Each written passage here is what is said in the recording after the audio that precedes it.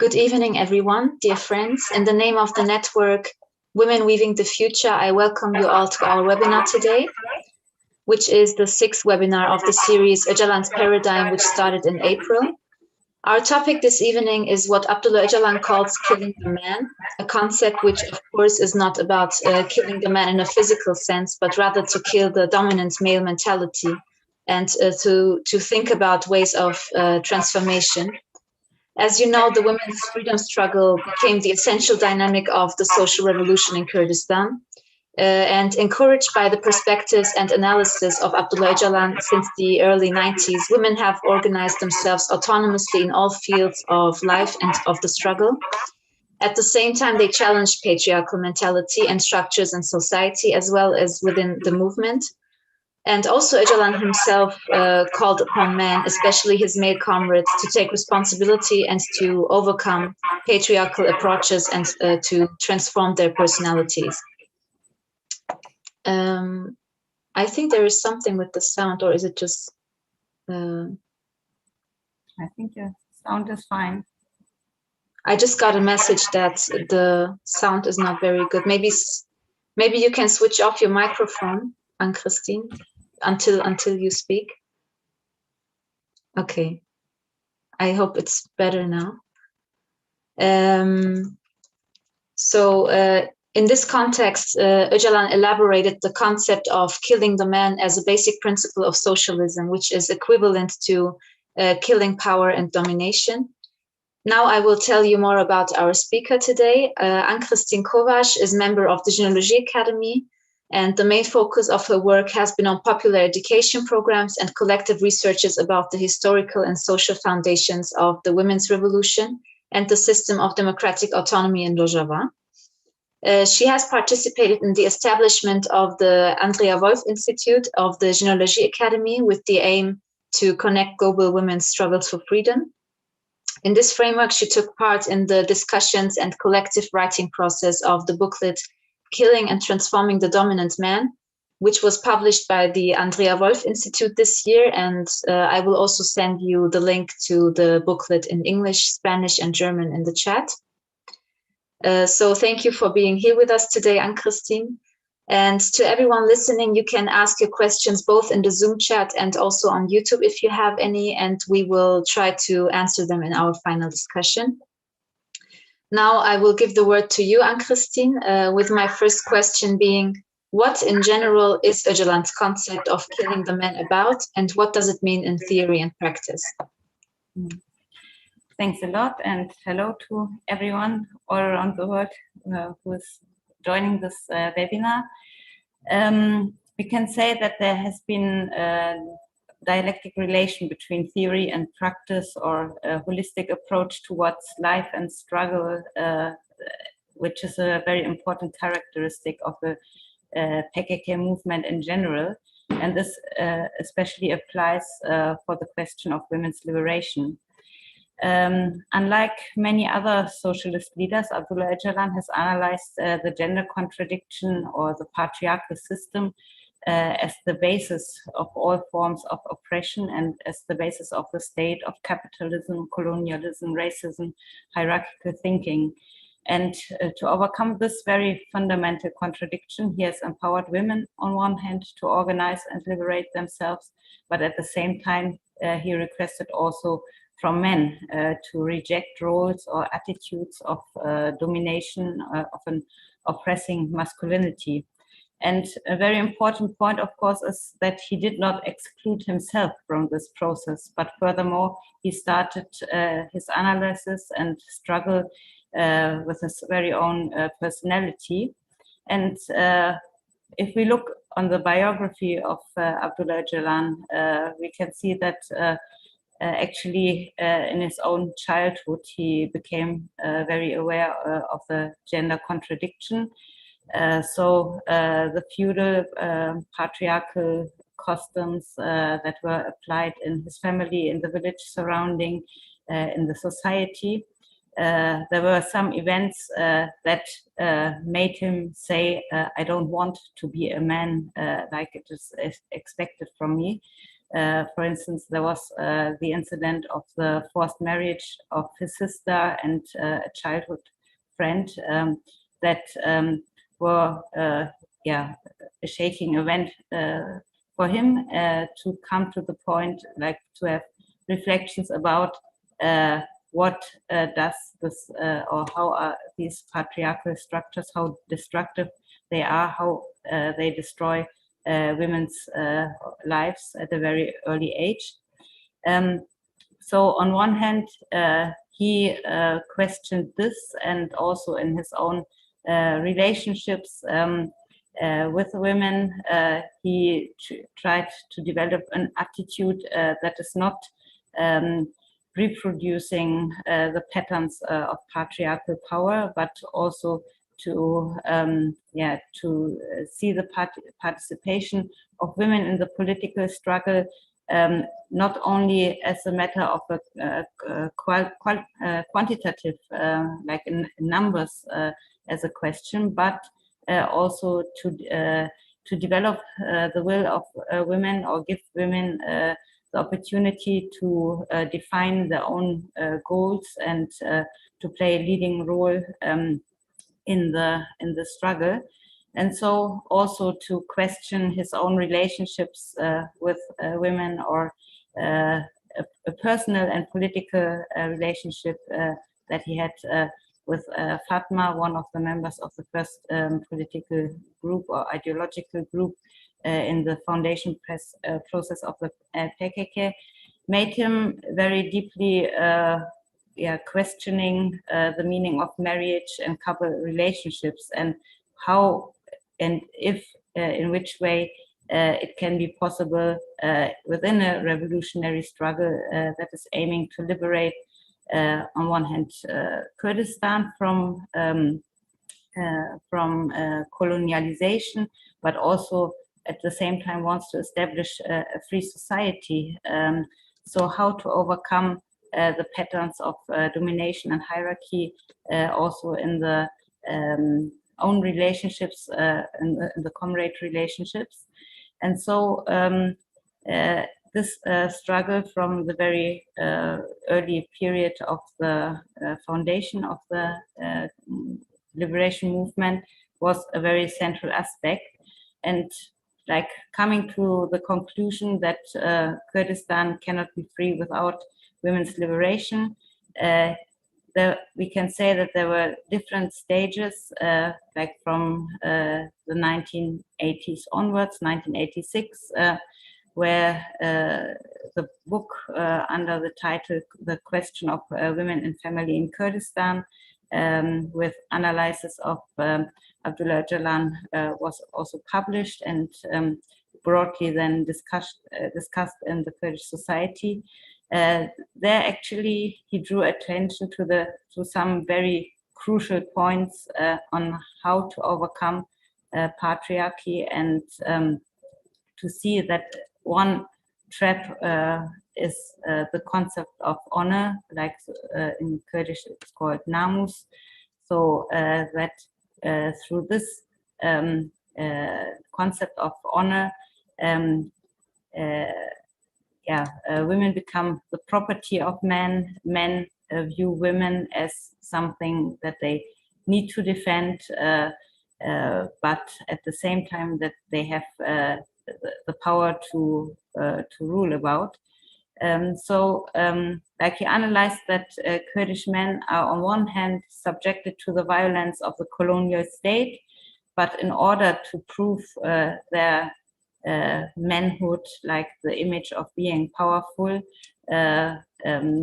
also again within the family, this violence, dominance is like to rule over women and children within the family. And he analyzed the family as a sort of prototype of the state. And in this discussions also, Abdullah Öcalan concluded that actually the so-called women's questions or women's problem is actually a men's question, a men's problem, because men are causing this problem, like causing like through sexism, through patriarchal violence, actually, and the mentality of ruling, they are the reason for a problem in society. And along with this analysis, on one hand, seeing how destructive, what kind of destructive role the understanding of male honor plays in a sense of social relations. He also, in parallel, encouraged women to build up their own ways of organizing. So, along with the analyses that were published in the book about the question of women and family in Kurdistan, also the first women's union under the name Hereby, like Union of Women in Kurdistan. Here also, like along with this, women more and more started to join political mobilizations, and along with this, actually, the first gender struggle also happened in the family. So, with the starting of the movement, women more and more had to fight or took part in political actions, and many women were also left in the situation that the husbands, for instance, got arrested. So this situation, a new situation that in which actually family functioning was not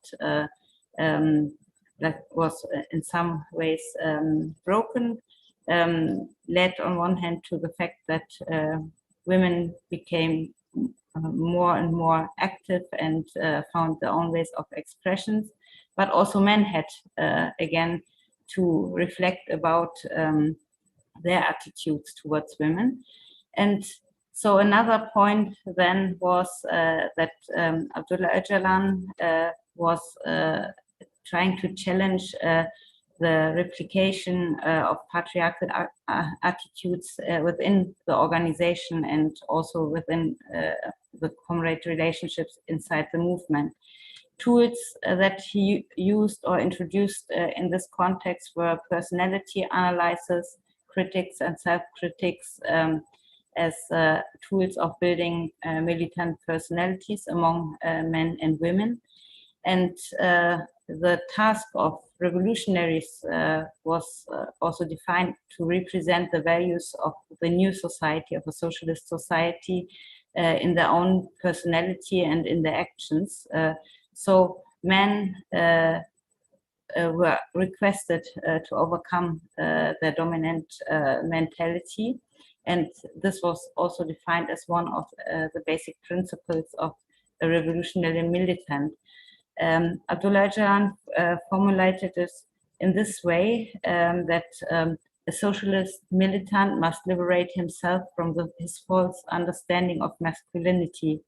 A man who does not treat women with respect cannot be a socialist.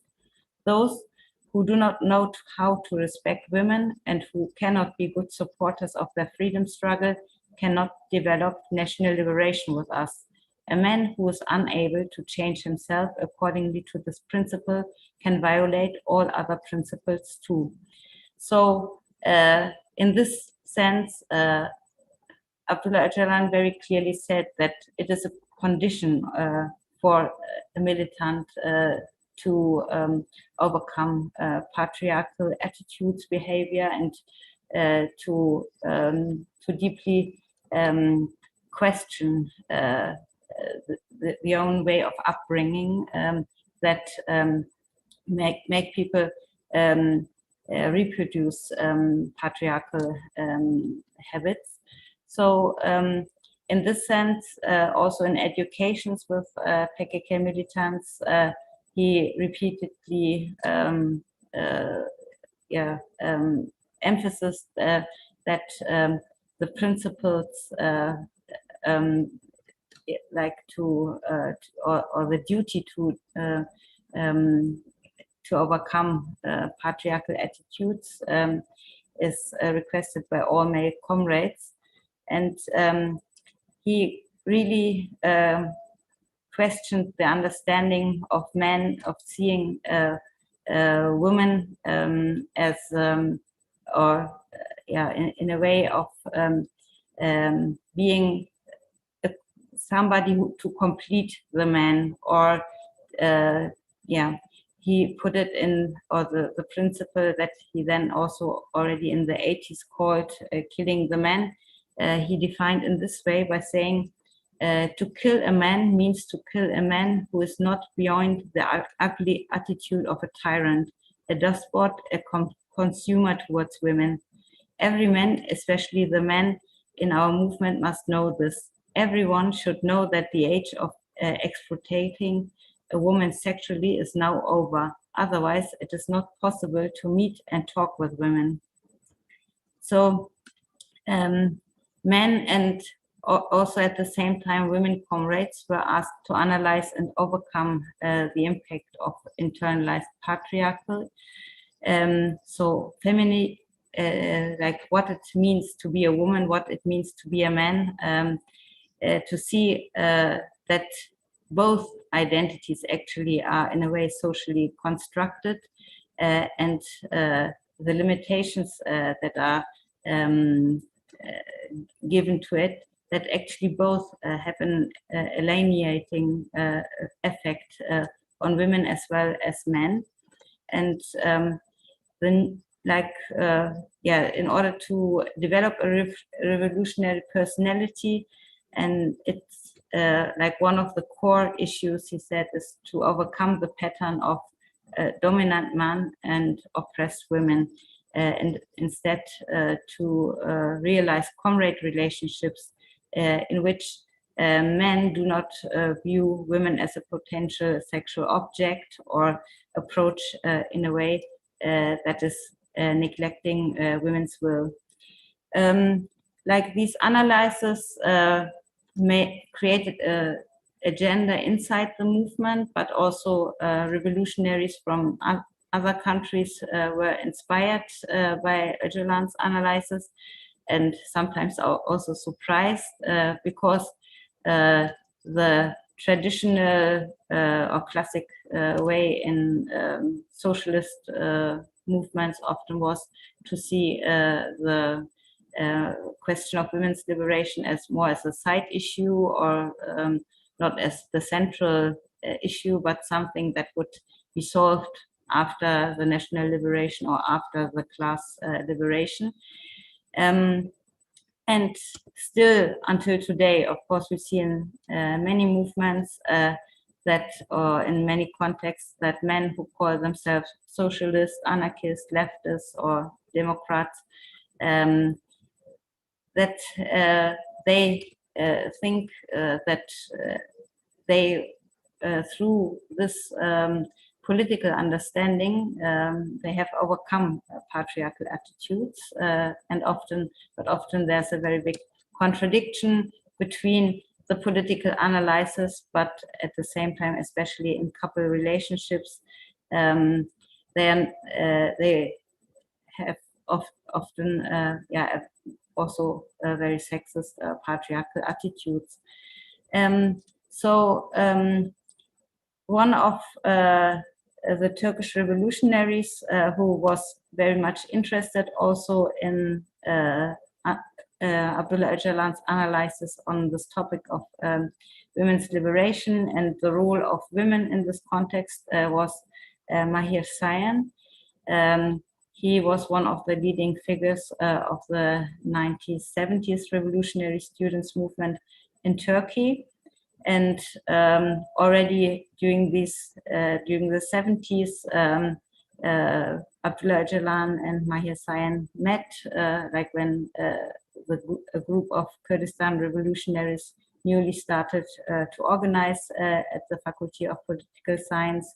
And 18 years later, after the last meeting of Abdullah Öcalan and Mahir Sayan came to meet Abdullah Öcalan, who had at that time already, or during these years, succeeded in building up the Kurdish liberation movement.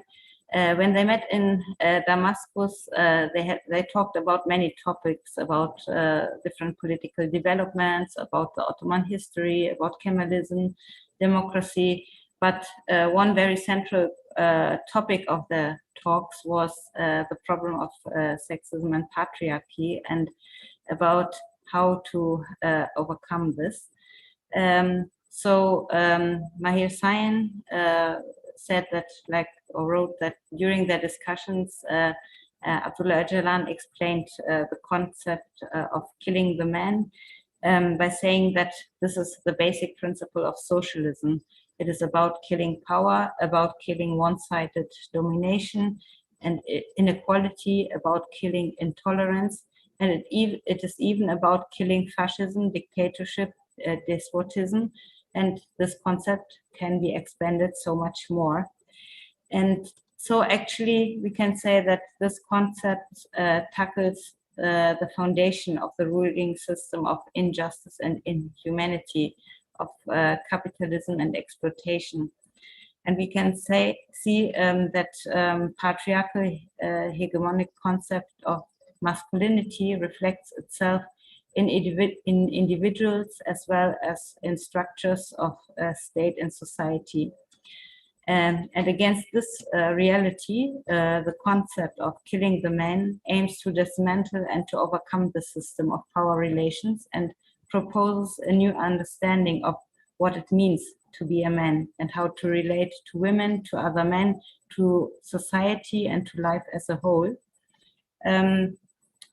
Mahir Sain, during the discussions they had, said that he really realized that one of the key concepts of Öcalan's analysis was this expression of killing the man, and that he was very much touched, like when Abdullah Öcalan said that he himself, that he killed the man inside himself.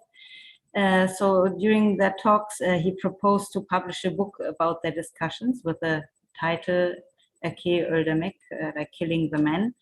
And he proposed this to Abdullah Öcalan, and then he said that Abdullah Öcalan replied with smiling like a child and asking him, "Is this what you like the most about our discussions?" And Mahir Sain then also reflected that actually what was very important for him was that Abdullah Öcalan addressed the problem from a point that directly also concerned men, which is or how men can get rid of the chains that are keeping the souls of men also in a state of being caught. And that in a world where the concept of war and masculinity are so intertwined, that it was a really important approach for him. But then when the book was published, many people showed also reactions. Why is the name of the book Killing the Man? What does it mean? Many people felt offended, and Mahir Sain that actually showed that it was the right thing to name the book also by this rather provocative sentence. And he also realized himself that it is very hard or almost impossible for those who deal with politics to touch these issues, and especially like the ideology of masculinity. Like he said that he was then even confronted with reactions like, is it true that you will give up being a man and become a woman? So that many people felt or men especially, felt offended by the way that, or the radical way that it is not enough to say we have to, some slightly changes are needed in the way how men behave, but that it is really a core issue of how to overcome a mentality, a dominant mentality, and like which is to eradicate something that is wrong and to try to build up something new.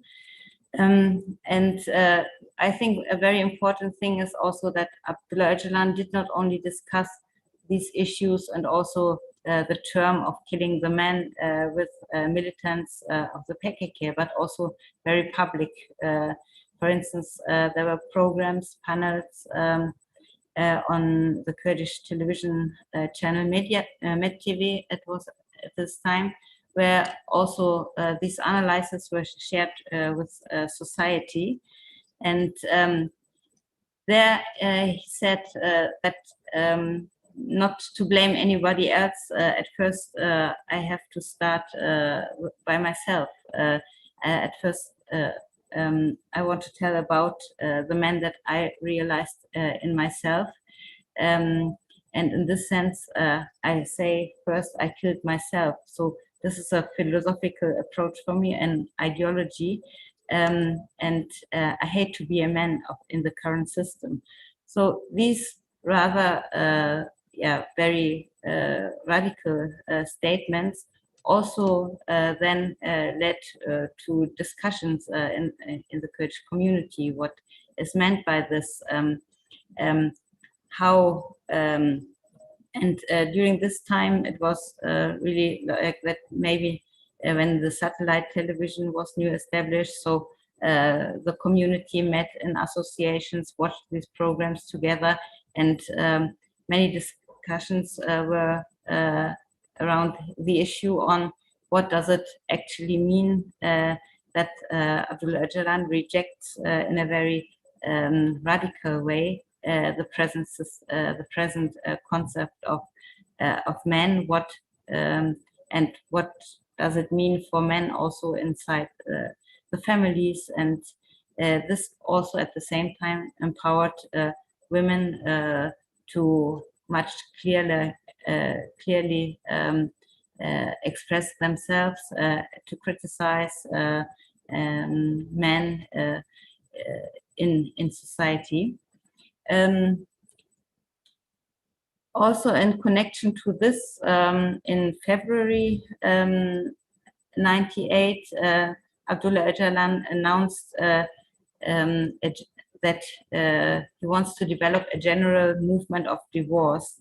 So, which actually also was an expression then to radically question the family relationships as a cell of the state, as a market of like on which is producing and reproducing power structures. But he said, I'm not talking about a divorce movement in the sense that all the marriages should split up. Actually, it's not so much important if people are married or engaged, but the important thing is to divorce themselves from classical understandings, to have a process of divorce in mentality, to divorce from a mentality of moral standards that legitimate male domination and violence, to end the power of men over women, to stop emotional and physical violence, to end the exploitation of women's labor and women's body, and to end the so-called rape culture of perceiving women like sex objects. but at the same time also it meant to question or for women, or opened the space for women to overcome emotional, mental, and economical dependency on men. So he elaborated then that actually the concept of killing the man, it means also to kill classic femininity and classic masculinity, like the concepts or that that were introduced through religion, through philosophy, through positivist science, that define women as weaker, as less, and men as powerful, and to and also to define power around physical power. So questioning these concepts and also the institution of marriage or couple relationships. Of course, also in connections with this, he clearly said that if marriage is like a torture, everyone has the right to dissolve it. So in a society where it has not been possible for women to think beyond an existence, or to have a concept of an imagination of how to live outside marriage relationships. This was also a very radical statement that made many people think and discuss more. And really the questions of, in relation to this, the questions of how to transform the man, how to liberate women, life in society, how to build up free relationships, really had caused many discussions. And by more and more women also joining to the struggle, also men were confronted with the situation that women were not just only under their control anymore. And so through this also patriarchal patterns within the family were more and more challenged, along with the concept of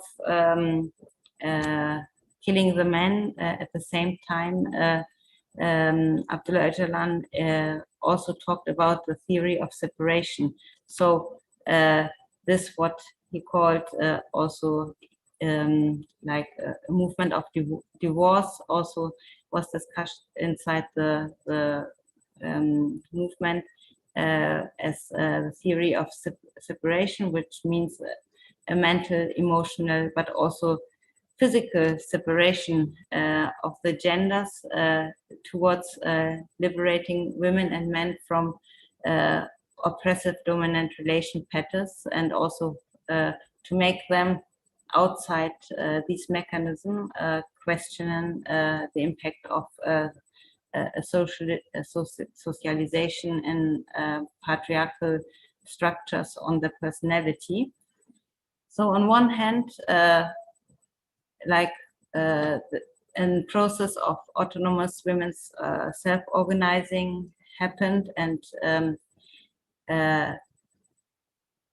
along with this, also from building up a women's army, a women's party, or along with this, also a very intensive gender struggle happened within the movement, and men actually felt that they were more and more losing control over women. And so many of the analyses that Abdullah Öcalan made about the concept around killing the man, actually women, I think, during this time gained much more courage, or were much more encouraged by this. Then actually in first place it became an agenda for male comrades. but through the autonomous women's organizing, also a new situation was created. And so actually, step by step, also men were more and more forced to develop themselves. So we can say a situation of autonomous organizing in which, like on one hand, women educated themselves, learned to lead guerrilla units or to develop war tactics, to develop politics. Men at the same time learned to cook, to bake bread, to take over responsibility for their collective life. So also this point of, in some ways, physical separation meant that men had actually were forced to learn new things that they never saw as something important before, maybe, but then realized how much life building efforts are women giving in their daily lives. Something or what had a very big impact and was actually the action of Fikri Baygeldi, a political prisoner of the PKK, was imprisoned in Turkish prisons. He burned himself in March 1998, and this was also, he did this as a response to the action of Sema Yüce, and referring who before made an action of burning herself, also as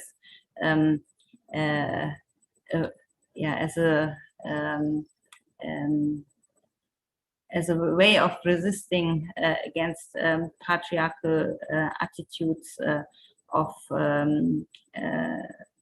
other male comrades. And Fikri Baygeldi, when he left a letter saying that Sema Yüce is his commander, and that in this sense he would follow the path of revolutionary Kurdish women. So this was actually the first time that a very radical action in this form was carried out by a male comrade, and also reflecting about his own shortcomings and to fulfill the principles of male militancy. As a response to this action, Abdullah Öcalan then proposed to men to establish YASK, like in parallel to the women's, to the Kurdish Women's Union, YASK. He proposed also to establish a free Kurdish men's union, because he realized that it is even harder for men to liberate themselves from power relations. So men insist much more on imposing themselves and are not willing to giving up their dominance. Men are much more conservative in this matter, because they don't feel the same passion for freedom. They don't really see so much the need to change, because they perceive dominance as freedom. So having some privileges, or having being socialized as a man has the impact that men did not see so much the need to deal with, on one hand, the gender liberation struggle, but also to overcome or to have a process of or an active struggle to develop the personality. And so we can say that actually with the theory of separation, it was meant to make also to push men towards an active active struggle within themselves, and to create a foundation to come to a free unity of men and women, or to create a basis for this. Of course, the international conspiracy, like the kidnapping and imprisonment of Abdullah Öcalan during this time, where we can say that the gender struggle and the introduction of these concepts were very lively discussed. Also, like when like on the 15th of September, February 99, when he was kidnapped and imprisoned. This had also a very big impact, or we can say was an attack on the advancements of the women's liberation struggle, but also had an impact on how this project of transforming the men could advance. But the women's movement then very clearly saw the need to develop practical steps. And on the second Congress, Women's Congress in March 99, just directly after the kidnapping of Abdullah Öcalan, decisions were made and criteria were formulated. Which kind of men do we reject? What kind of men do we accept? What are criteria for free men's personality and approaches? What is the basis for a democratic family model? So on one hand, to continue this process or the task that Abdullah Öcalan gave to the women's movement to struggle against patriarchy inside the movement, and to make or to continue the process of transforming also men, but like to see this as a first step also for more fundamental steps in society. So the women's movement, or the new founded Women's Party, took the decision to introduce special education programs with the aim to transform the men. And these education programs from 2001 onwards until 2004 were organized at the Women's Academy in the mountains. And I think this was a very important experience, like how to continue, to put the analysis of Abdullah Öcalan into praxis. Male comrades were invited to submit their applications for participation to the Women's Party, and then a commission was established to read these reports, and then in the end 20 male comrades were chosen as participants for the first term of education, which lasted 8 months. And the program was led by a commission of women's comrades. And actually they realized that many male friends were at first not very much clear about the aim which they came with. So there was the expectation, like on one hand, many men were curious to get to know how it is the Women's Academy is organized, and to improve themselves, to see it as to look and see what the Women's Academy is like, and very much the expectation the women friends should change us, should criticize our male attitudes. But these approaches were also criticized by women comrades. So they very much insisted that the male comrades must have themselves the willingness to struggle and to have a clear aim to develop a free male personality, and not only to see it as a theoretical thing, a theoretical education, but that also the whole life is a part of this education.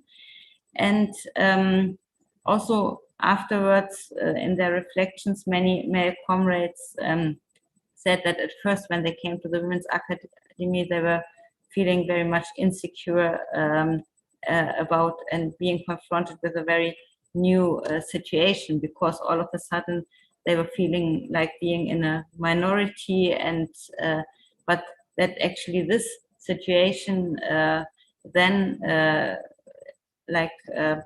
made them much more think like, how do women feel actually in a male-dominated world? So, but on the other hand, also they saw that it was a very different world actually that they were in now. So, and that it is not comparable to or not equivalent, because they saw that there was very much of support, of solidarity among the women friends in the academy, and also in their approaches towards the male comrades. So, but they said that really the fact of being a man in a masculine world has not been so much or in every moment obvious to us. But at the Women's Academy, every moment we were aware and felt that we are men. But at the same time, when we came to the academy and saw the concrete expression of expectations that women also had towards them, and the attention that they got, and like in a sense of showing respect and confidence, they experienced it. They also confessed by themselves that that was a feeling that we never found anywhere else as men. And so one of the most important lessons that men took from there was actually to learn how to build up a communal life with other male comrades.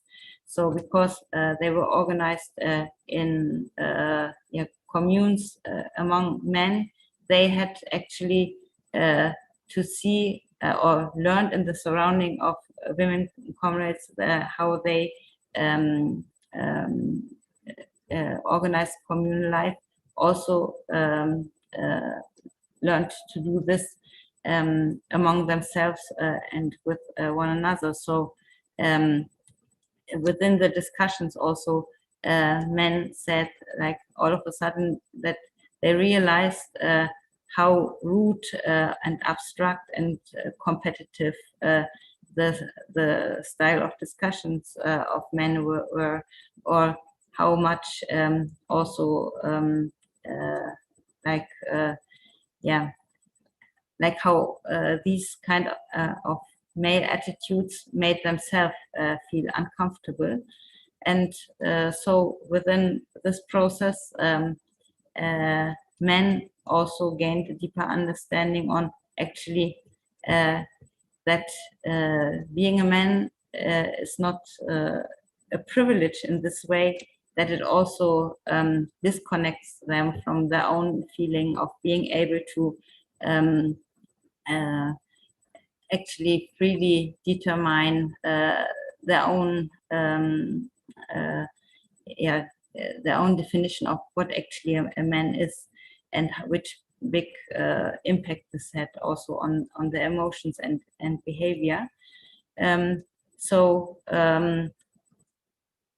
one comrade that participated to this education said in the end, like when he evaluated this program, there has been a change in our consciousness, our emotional world and behavior. We gained a new perspective and direction. The ability of a man to learn and live and share with a man to create a true love bond means breaking down all the effects of the system on the genders in thought, emotion, and understanding of life. This is an important milestone in the creation of a free life. So actually, on one hand, the male friends like became much more aware of how to express their emotions, their thoughts, but on the other hand, also women became much more aware on that actually how much patriarchal system in the families also is not only implementing violence against women, but at the same time also against boys and how men also have suffered and actually are very much insecure while they pretend to know everything, to have a solution for everything, and that actually this expectation towards men always to know everything and to be the strong also is actually giving big harm to them. Like after these experiences with the first education, then also discussions in the women's movement were led like to continue this forms of education, not only as one group of comrades being at the Women's Academy, but to spread it and to introduce in all educations of the movement autonomous women's education, as well as autonomous education for men that are led by women, to make to deepening the self-reflections of male comrades, and also it was seen important because like to give this possibility to all male comrades, and not to create like an understanding of that there were some men that participated to this education at the Women's Academy, that they perceive themselves as having being now a free man, or having overcome all kinds of patriarchal attitudes, but yeah, to see that it is a continuing process of transforming the men, that is a continuing struggle. And also like with these experiences, then different forms of discussions, seminars, education programs for men in society were introduced in different parts of Kurdistan, also abroad, and campaigns of the women's movement against so-called honor killings. I think it was very important to see that also some men within took or against acts of so-called honor killings, that there have been men that went out on the streets and made actions and statements like, if being a man means to kill a woman, I'm not a man, like to rejecting openly also rejecting this like patriarchal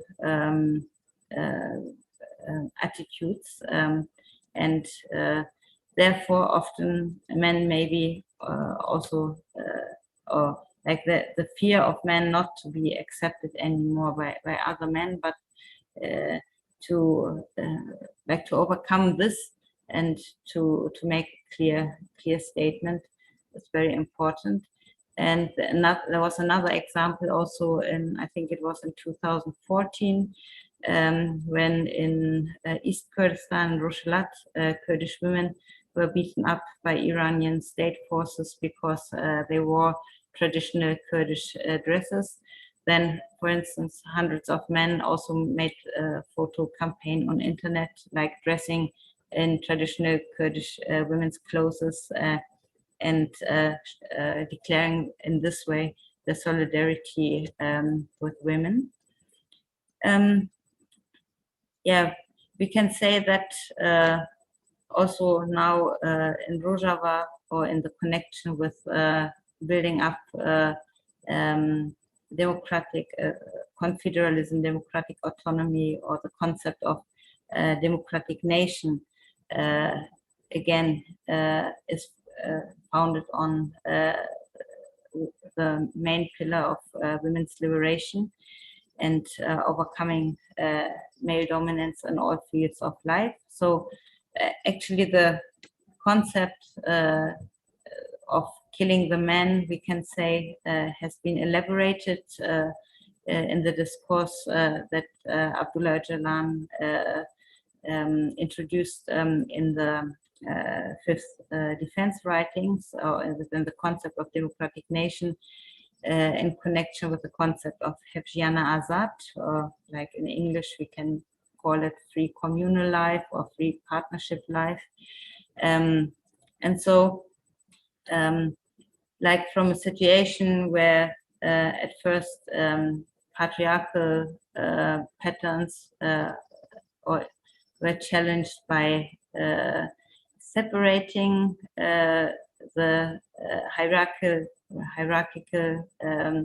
form of men and women relating to one another, now to like with the establishment of a democratic ecological society based on women's liberation, now to come to the point on what is like on what basis can we come together, can we build up our lives, and how to also overcome or to democratize family life.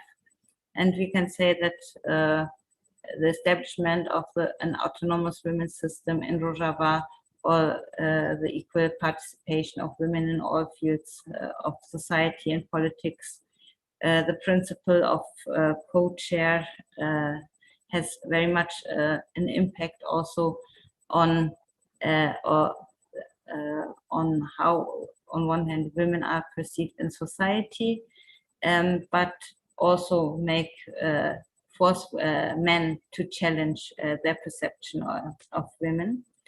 And also in the popular education programs that we have at the different academies here, it doesn't matter if it's in the field of society organizing, communist organizing, if it's in the field of defense forces, everywhere in the like in the education programs, there are parts concerning with women's history, sexism, the top lessons about genealogy are a part of it, and there, like both men and women, like have education together, but there are also men-only classes have been organized to continue this process. And on one hand, we can say that men are especially often very curious to know what is their place in genealogy, how genealogy is, or what they can learn from this, how they can participate in it. And on the other hand, we also see that actually these educations, like many women also say, that it actually made something change in their lives. Maybe it's not, we can say, cannot say that it is in every family and everywhere, but at least some steps in some families, we can see that men that joined to this kind of education program start to realize what is the value of women's daily life labor. They start to take over more responsibilities in family. There are more and more attempts towards joint decision makings in families, listening to women's voices, recognizing their will. So there are some points where or we can see that actually men start slowly like to change former habits, but especially more and more young men also are in a search and they're questioning patriarchal violence or are rejecting these kind of men role models that they were taught by the generations of their fathers and grandfathers. But still it is hard to formulate or to or there's a search on how can alternatives look like. And something that we also realized very much in the education works is that actually that it's very important that men realize that like how much this patriarchal system also is harming them. So it's not only a system that is actually killing and harming women, but if we look at, for instance, the rate of suicide is much higher among men than among women globally, we can see that also the effect of like this expectations that there are towards men or patriarchal concept of masculinity gives very much harm and actually uncertainty also to men, and that men often use also something which we can maybe call human integrity so if you are not allowed to show your feelings, if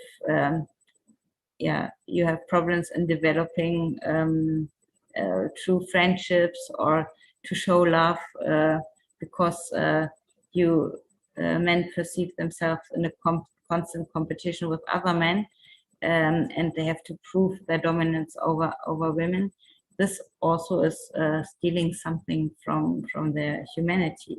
So and this starts, of course, very early age with saying, like, telling boys don't cry, and and men always have to be strong and to know everything.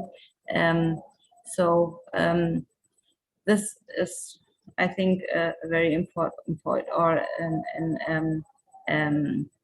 very important point or lesson from the educations that actually men, when they realize that they have nothing to lose but something to gain if they kill the men inside of them, then also changes can happen.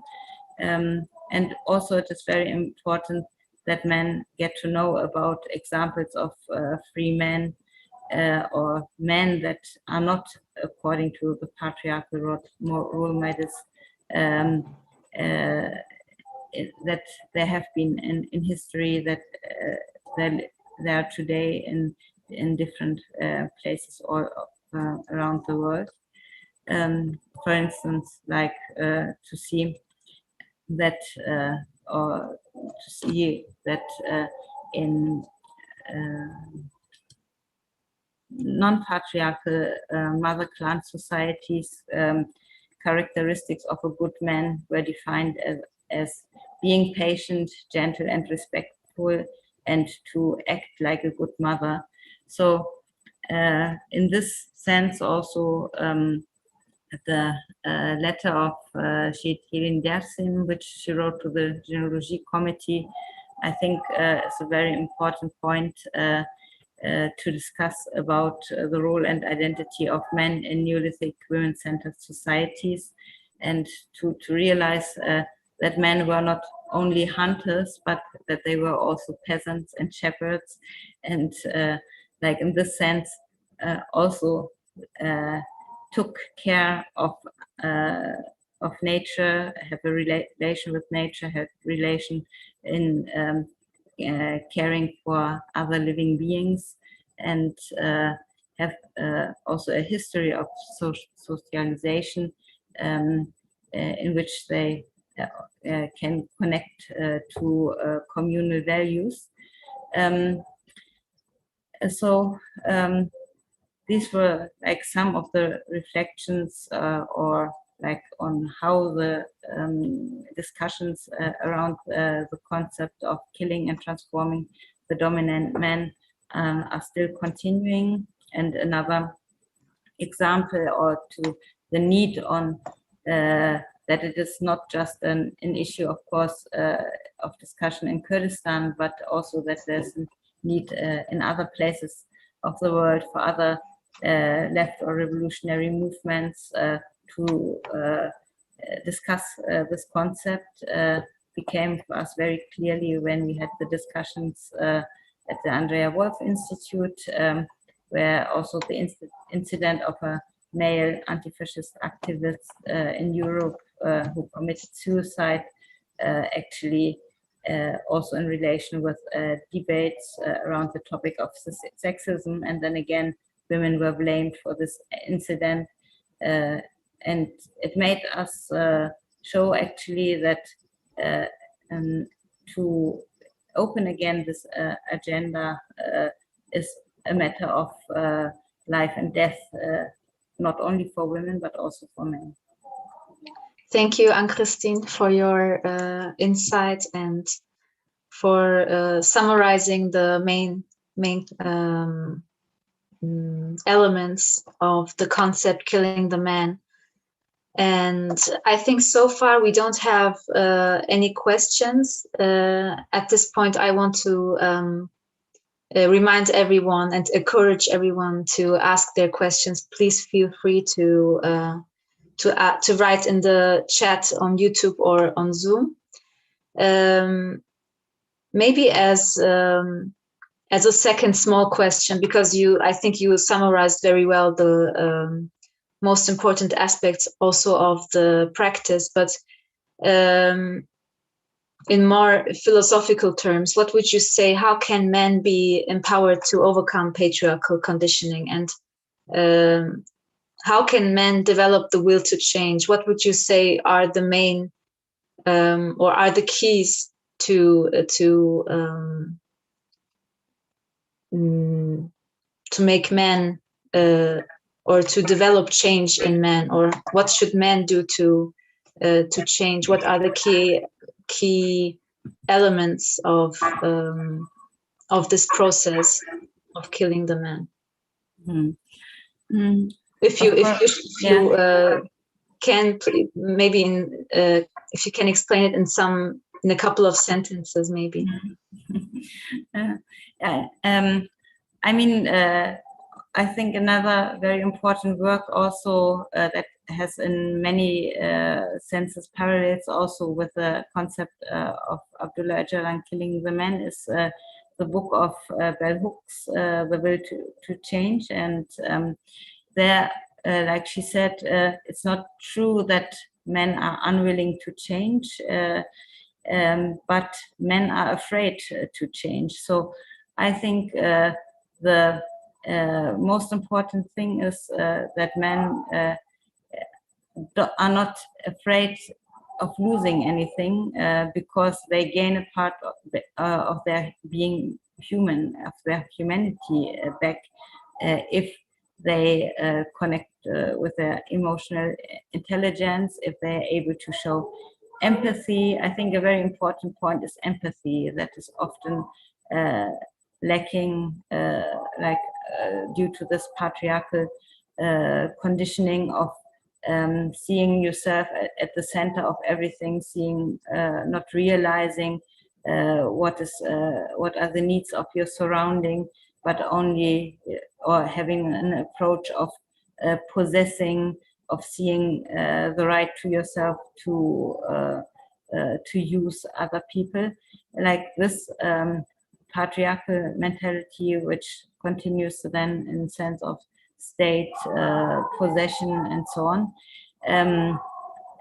I think it's important to see that it does not only give harm to your surrounding, but also to yourself. And when men realize this, it's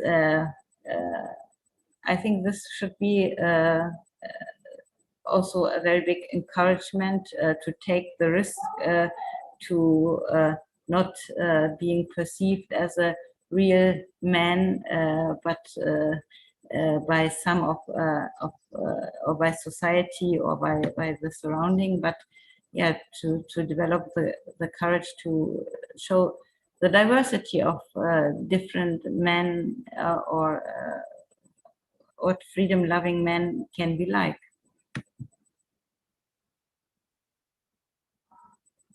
I don't know.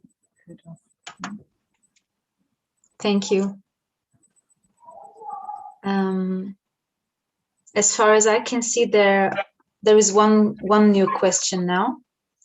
It's a more general about genealogy. I don't know if you want to answer it now, because it's not really related directly to our topic today. And also we have some other videos about that topic, but the question is how genealogy relates to LGBTQ issues. Do you want to answer this question now, or is it okay to note that we have another video about this? I think it's also a very broad topic, a question of its own, but of course, like we have like the hello?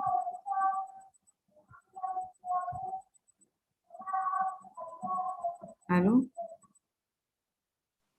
Yes, we can hear you.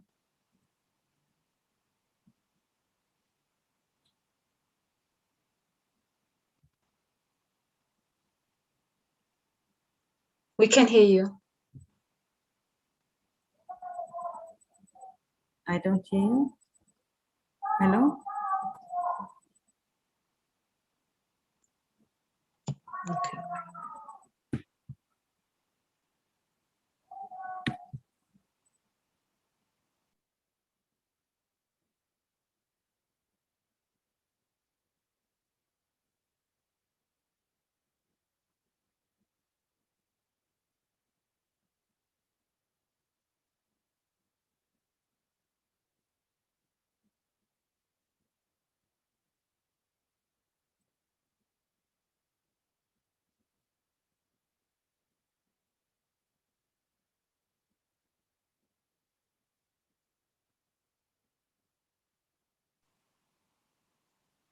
Can you speak again? Maybe now?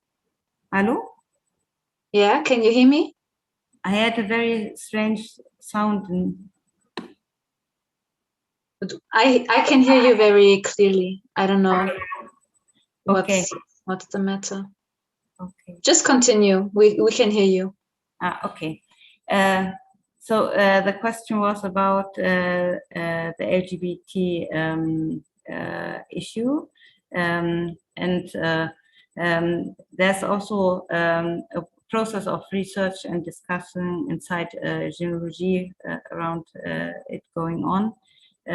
Of course, there's a need for seeing that there's not only women and men that or that there's like intersex and different way of defining how masculinity and femininity, and also different sexual identities have defined themselves or have been defined in societies.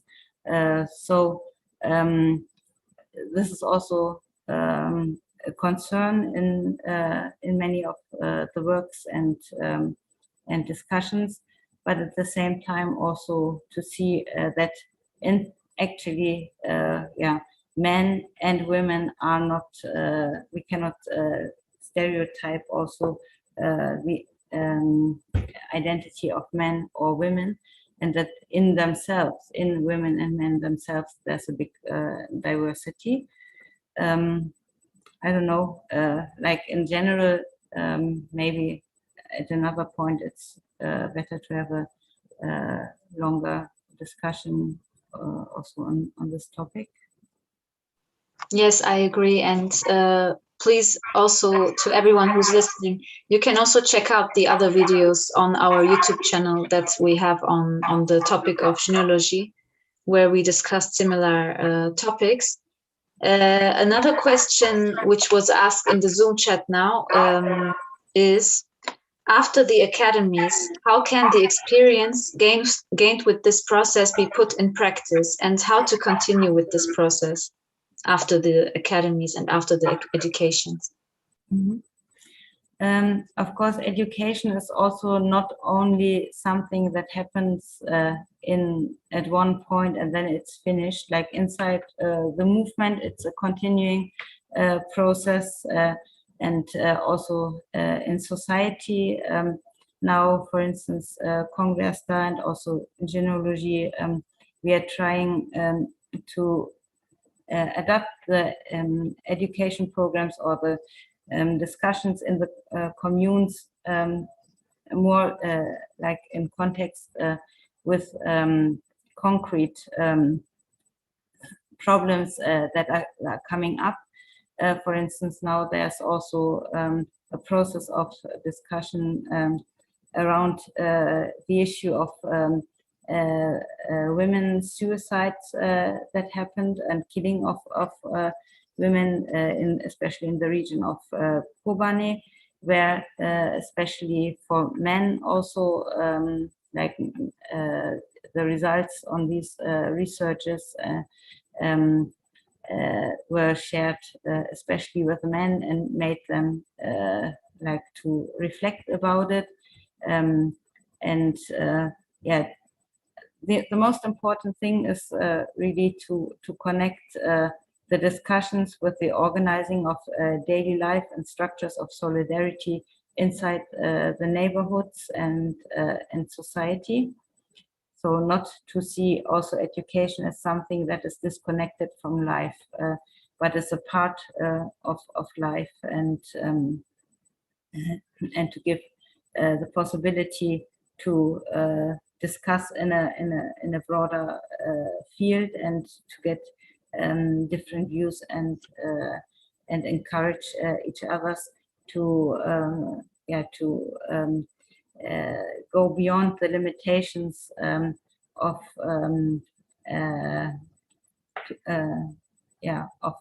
patriarchal role models or understanding of honor, or feelings of possession and jealousy and so on. So the most important thing is also to give emotional support to one another, and to have this exchange in between theoretical and practical discussions, and to evaluate the practice, and see to connect the education with life. Thank you. The next question by the same person is a very interesting one. For men with the will to change, it can be very challenging and difficult. But what happens with the men who don't have the will to change? Unfortunately, there are still many, very much.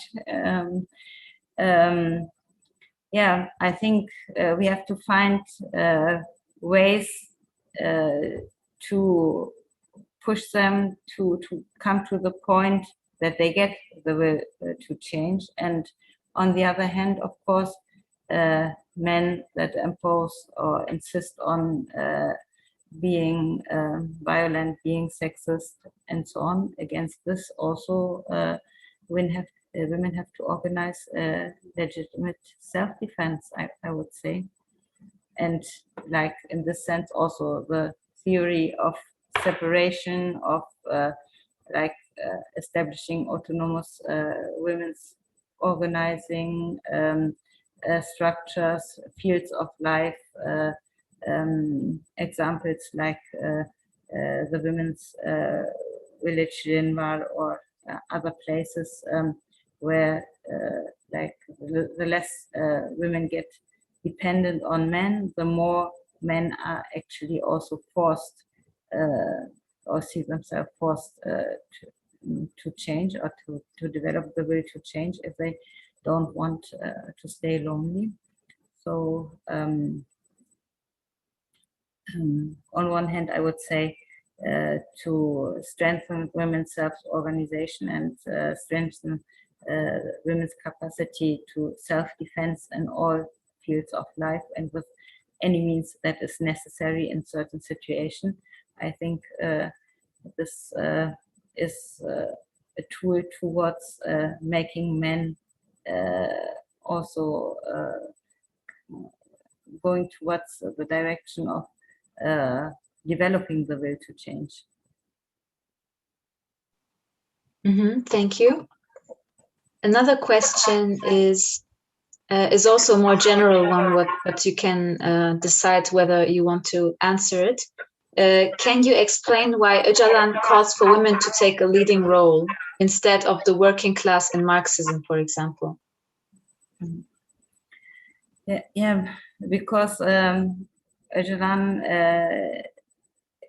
analyzed like the first contradiction in humanity and the first class contradiction actually as the hierarchy that happened with men enslaving women, and that actually also the family became a patriarchal family model where women became the first property of men, and according to this the understanding of property, accumulation of capital and so on was based on this very first contradiction, and according to this also the system of slavery, of exploitation of human over human was based on this, and women being half of humanity and also working class women being exploited through patriarchy. It shows that it is a very, very fundamental point, and also at the same time that the existence of a society, a non-class society before this break in history, when we can say this patriarchal rupture in history, the women played a leading role in establishing communal life, communal economy, which was not based on class structures, on hierarchies. So within this potential of women, also historical social potential of women, also it is meant like to connect to these values and not to exchange one way of how we say, of government, of power structures with another one. So instead of as we have it in the Marxist concept of proletarian dictatorship. It's not about like taking over power and to install now a new system, a new state on behalf of another class, but to see also what alternatives we can develop. Of organizing lives, organizing life, society with a different mentality, and I think this is the potential also that women have carry, and it's not that men cannot develop this, but like as men have been much more in connection, interconnected with state and power structures, military structures. Also, men often feel that they lose something if they step out of this. So, in this sense, the point of like women as avant-garde also of this movement and the struggle is a potential of maybe coming to or is the potential for establishing a free society. Thank you. As far as I can see, there are no more questions. We can wait some more moments.